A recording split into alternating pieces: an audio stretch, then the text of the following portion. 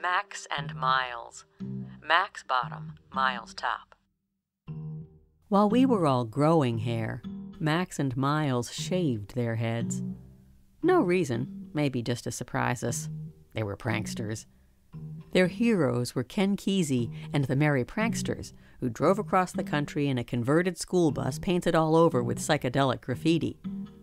So Max and Miles bought an old converted school bus, but left it as was, blue and white with patches of rust.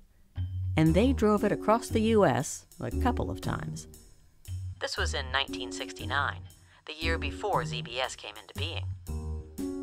One of the things about Max and Miles that always intrigued Meatball, they had no fear of cops. None. Zero. Fulton figured it was their Westchester, New York, upper-middle-class privileged way of looking at life. What's to fear? They're our police. Meatball Fulton was on the bus when they drove down to New Orleans for Mardi Gras. Now, wherever they parked their battered old bus, it stood out like a sore thumb. And this time, it was in the parking lot of a pretty classy hotel. Not where they were staying, just a convenient place to park a bus. I should mention, besides Meatball, Max, and Miles, there was Bopper, I don't know why they called him Bopper, he too was from Westchester, and also Larry and Willie. So they're all sitting in the school bus, chatting away, when suddenly 2 cars pull up, one on each side of the bus, and out hop 3 cops. And speak about southern rednecks. They had necks like bulls, and onto the bus they charge. "You boys, stay right there," said the one with the biggest neck. He was the boss. The old school bus had been converted by whoever owned it before.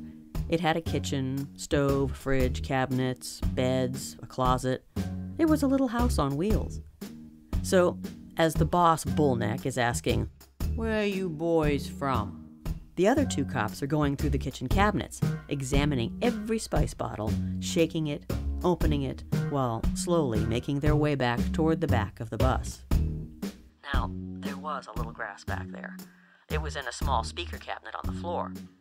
If a cop picked it up and shook it, bad luck for us. Then the Bullneck says, "Let me see your IDs."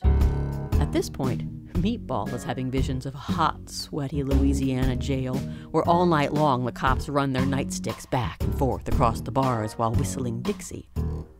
But all the Westchester guys appear completely unfazed. Meanwhile, the Bull keeps staring at Miles's ID. In fact, Miles has handed him 2 pieces. One is his driver's license, and the other is a clipping of an ad for pubic hair softener. The Bull looks over at Miles, and Miles nods and smiles. The Bull looks at the others, and they're smiling too. Finally, the Bull can't contain himself. He bursts out laughing, and then they're all laughing. Except the 2 cops searching the bus. They're about 2/3 the way back. They stop.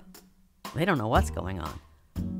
The Bull hands back their IDs and says, "You boys watch yourself."